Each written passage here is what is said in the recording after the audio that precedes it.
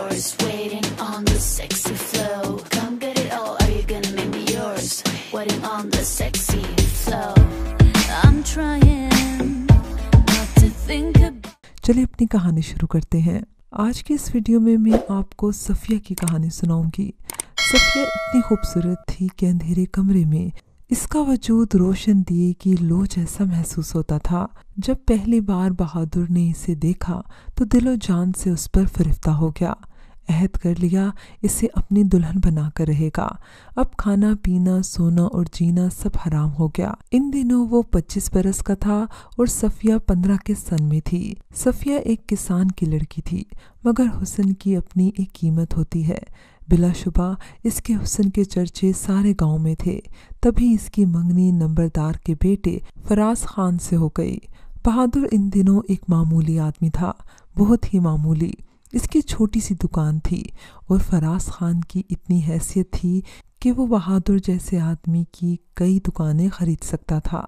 बहादुर इसका रकीब नहीं बन सकता था और ना आड़े आ सकता था, मगर सफिया के बगैर इसका जीवन बेकार था।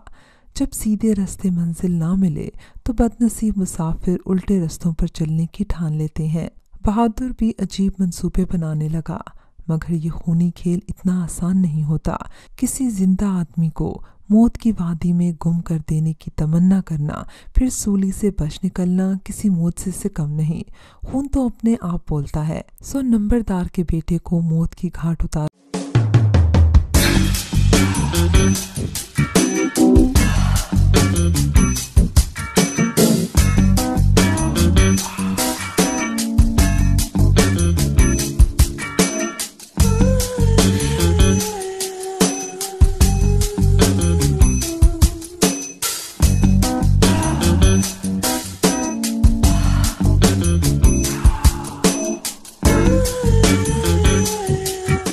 में क्या फायदा था।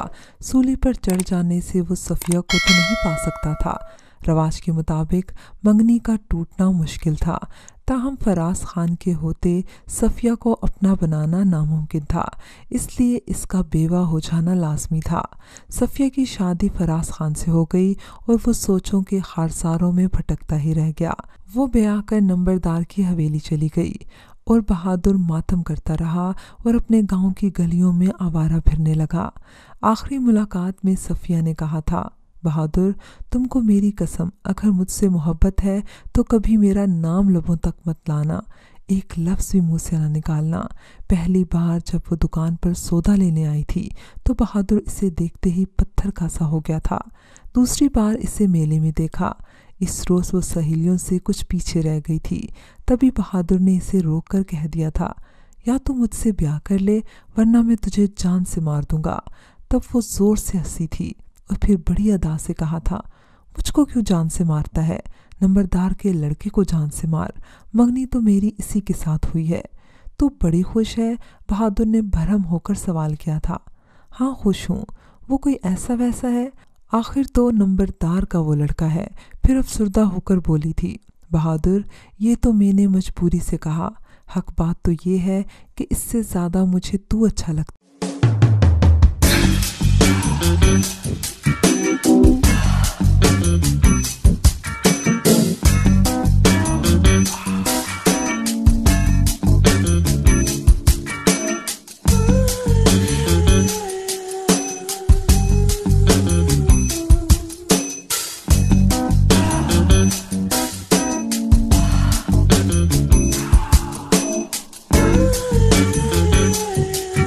है, मगर मैं बाप की लात से मजबूर हूँ, ये हक बात है।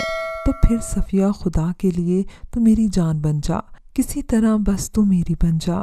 इस पर वो और ज़्यादा हंसी थी, बड़ी अदा से बोली थी, तेरा ते दिमाग भी ख़राब है, क्या तू नंबरदार के लड़के को जान से मार सकता है? तो ऐसी बात करता है। बेशक वो बहादुर की मोहब्बत का दम भरती थी, मगर शादी तकदीर का मामला था। वो इस घड़ी को क्यों कर रोक सकती थी? बहादुर ने भी कई मंसूबे इसे भगा ले जाने के बनाए, मगर वो इन पर अमल न कर सका और सफिया इसके सामने ही किसी और की डोली में बैठकर चली गई। जब इसकी सूरत नजरों से ओझल हो गई तो बहादुर के मन की आंखें भी अंधी हो गई। सांस लेना दुश्वार हो गया और दुकान ख़त्म हो गई। वो अब कभी कहीं बैठता, कभी कहीं गुम होकर राह मुसाफिर की तरह, जिसका कोई ठिकाना नहीं होता। हर दिन दिल पर वार करता जाता, हर रात किसी डायन के पंजे की तरह वजूद को दबोच लेती और नाकाबिले बर्दाश्त असियत इसे तड़पाने लगती। कई बार इसने अपनी ज़िंदगी ख़त्म कर डालने की कोशिश भी की, मगर कामयाब न हो सका। इसके और नंबरदार के गांव के बीच एक बड़ी नदी थी, जिसका पाट चौड़ा था।